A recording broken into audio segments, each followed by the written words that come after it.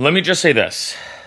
I really hope this doesn't happen, but it wouldn't surprise me if it did. With all the videos I've made about AI music, I've talked about a lot.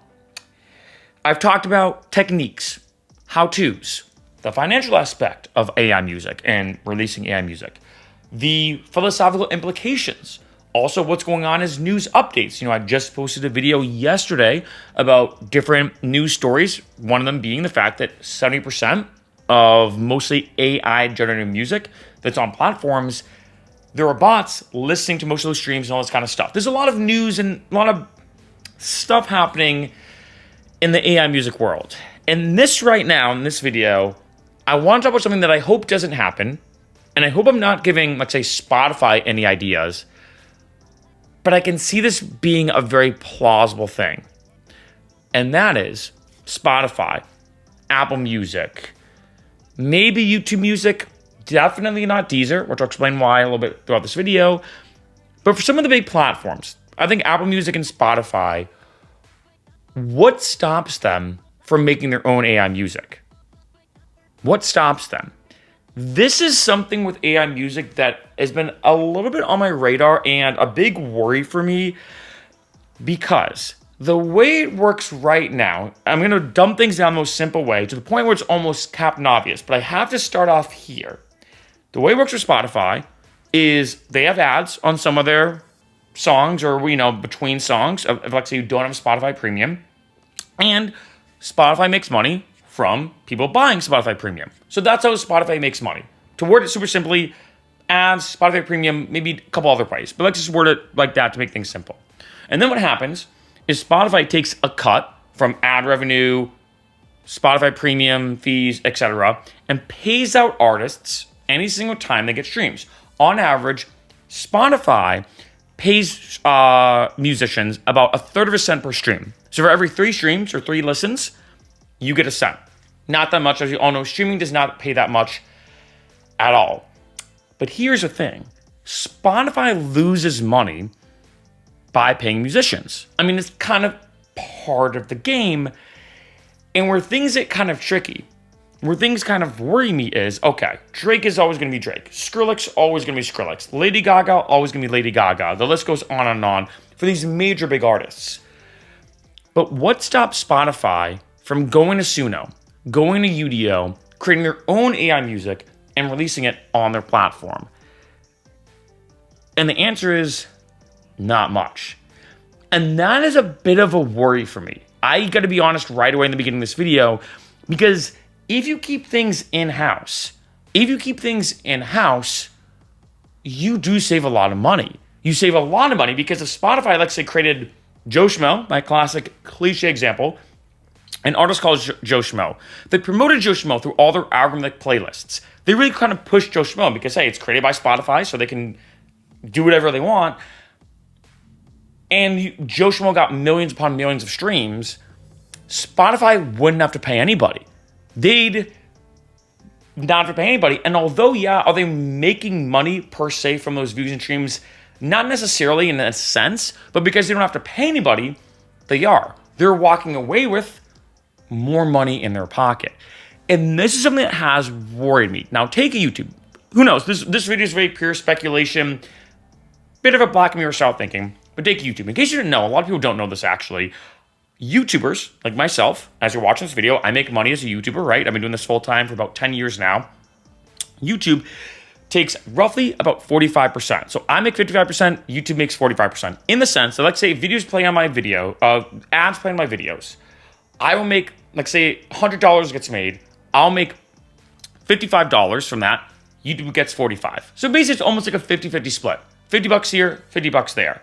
But YouTube doesn't really make, in a sense, their own videos. They kind of do, but not in the way that, it's this huge thing in terms of compared to other YouTubers. YouTubers just say, we'd much rather just be kind of the back end and do all that kind of stuff. And maybe Spotify will think the same. But YouTube, very complicated platform. There's so much YouTube, way more than I ever expected. And even me now being a full-time YouTuber for 10 years, it still blows my mind how technical things can get on YouTube. Spotify to me is a lot easier, a lot more straightforward. Creating music now, a lot easier than creating videos. It's just one medium and you can jump on Suno and do it in 2 seconds. It's one that has worried me as AI music's been blowing up. As more and more songs have been uploaded all the time, like I talked about this yesterday, on average, Deezer determined there's 20,000 new songs uploaded every day on Deezer that's AI generated. 20,000 AI generated songs uploaded to Deezer every day. That's a lot. Now, here's the thing. Do I think Deezer would do this? No. Deezer seems very, very focused on honoring musicians, doing what they can. This is why they're really the first big platform, the first streaming service, the first listening service that's really trying to put human artists first and do what they can to both keep AI on their platform, if people want to do release AI music on their platform, while also really still trying to be like, hey, we still want to, though, really promote human artists and not promote AI artists. And I think Deezer's doing an excellent job. But for someone who's money hungry like Spotify, for someone who's money hungry like Apple Music, there's nothing stopping them from doing this. And when you look at a lot of listeners, right? When you look at a lot of listeners say, hey, if it's a banger, it's a banger. 90 to 95% of people, and I might even say as time goes on, I actually talked about this, I think it was last week, that one executive from Deezer said, hey, in the future, maybe people don't care if it's a human artist or an AI artist. Maybe kids now who are 6 or 7 are going to grow up with this AI stuff, and they already are. And maybe they say, hey, I don't care if it's AI or human. If it's a good song, it's a good song. I don't care. And by keeping everything in-house, maybe Spotify will start making more money by creating their own AI music, promoting human artists less, and might as well even say other AI artists that are not them. This is very plausible. Keeping things in-house is one of these surefire best ways. If I had to look at this from a capitalistic making money perspective, it's one of the best ways to make even more money.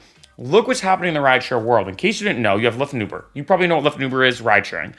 Something big that's been popping up is something called Waymo. In case you don't know, Waymo is a self-driving car / app where you can order it and it's fully self-driving. It's trippy. I've taken it here in LA. It's right now only in 4 cities.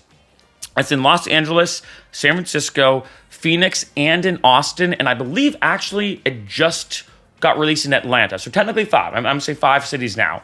And there's roughly about 250,000 Waymo rides happening every week and roughly about 1 million Waymo rides happening every month. That's a lot of rides. That's a lot of rides to go around. And if you think about it, for Waymo, who's owned by Alphabet, which is kind of like a Google company, if you think about it for them, they don't have to pay a driver. A big reason when it comes to Uber and Lyft, having to pay its drivers and do a lot of the accounting and financial stuff is, yeah, they make money from the fare, from the passenger ordering that Uber or Lyft, but then they have to pay out the driver. With Waymo, they don't pay anybody. Yeah, they have to create the inventory themselves. The main car they use is called the Jaguar I-Pace. They have to create the technology, which they have already done. They have to then implement this technology with it. So there's a lot to what Waymo has to do.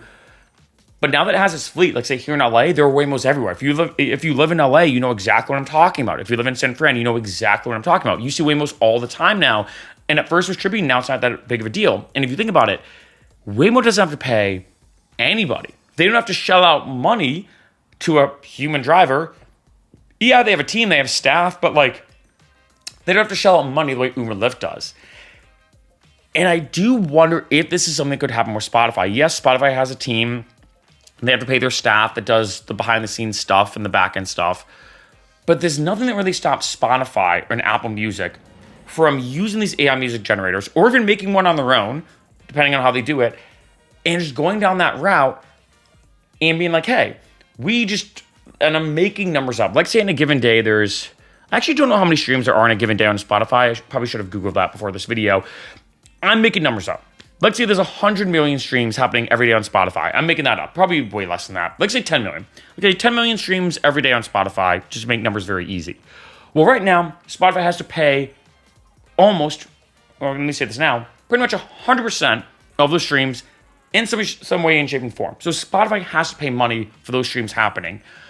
But then think about it like this. If Spotify somehow pushed algorithmically all these songs that they made with an AI music generator, they put them in their playlists, they put them on the release radar, they put them on the top songs to listen to for today or for this week. And let's say there is 4 million streams that were from these AI artists created by Spotify and 6 million streams from human artists. That means Spotify will walk away technically with 40% more money, or in a sense, they don't have to give out 40% of the money that they typically would have for those 4 million streams that would have gone to human artists. Now, granted, I want to say this. This is deep down the rabbit hole. This video is almost, I might even say it, quasi-conspiracy level theory type videos. Do I think this is going to happen? I don't know. Do I think this is going to be an issue? I'd probably say no. But it is something I do think that I can't overlook. It has been something that has been on my mind. And again, I don't want to make a conspiracy type video like, oh, Spotify's doing this. These videos are, I feel like conspiracy videos are usually just, I don't know, usually a waste of time to watch. I mean, sometimes they're relevant. I don't know. Anyway, that's a whole other subject for a whole different video. But for a video like this, which just kind of teeter, I'll be honest, some Black Mirror conspiracy style thinking, it is something that has been on my mind more. It is something that's been on my mind more because with AI music getting so popular, it's becoming more and more of an issue. Deezer's the only one that's spoken out about it. Deezer's the only one that's made moves about it. And it does worry me with Spotify and Apple Music kind of not saying anything yet, not putting any protocols into place yet, not really putting any guidelines into place yet. It's becoming more and more of an issue for human artists. And I talked about this yesterday, that Spotify has been cracking down on people using bots, as they should, but there are a lot of false positives. I was one of them. Luckily, I'm okay. My music didn't get taken down. My music did not get banned. DistroKid did not ban me. I'm good. But it easily could have gone the other way. It easily could have been that maybe they don't believe me, or maybe you never know, right? So I think the issue with AI music is it's causing a lot more issues for human artists, especially now as we roll into the second half of 2025. I think before is kind of interesting. It was kind of fun and whatnot, but I think it's something now that I'm getting a bit more concerned for my human artists out there. I mean, myself being one of them, of course, where AI music is just really causing a huge wrench in a lot of things. And I hate to say it, the cat's already out of the bag, and I feel like it's only going to get worse.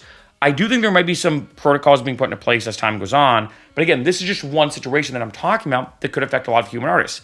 There's nothing that really does stop Spotify from saying, hey, what if we just make this on our own?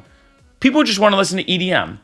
They just want to listen to rock. And yes, sometimes they just want to listen to Skrillex. Sometimes they just want to listen to Led Zeppelin or Disturbed or whatever. But a lot of times they just want to hear a almost radio station-like thing where it just plays different EDM, plays different pop songs, plays different jazz songs. What if we make them ourselves? That way, we save more money, we keep everything in-house, and Spotify itself as a company has way more money in their pocket. As far as I know, there's really nothing stopping them. And what's happening in the rideshare world with Uber and Lyft versus Waymo, with human drivers versus AI, it could be a similar thing with music. Now, again, I hope this video is just speculation, more of like a fun, maybe conceptual type video. We're just talking about something that could potentially happen, but I don't know. And part of me says that will never happen, but another part of me says there's nothing that stops them. And if they want to make more money, that isn't a bad business move. I've had to look at it from a pure business capitalistic perspective, and that would make things a lot worse.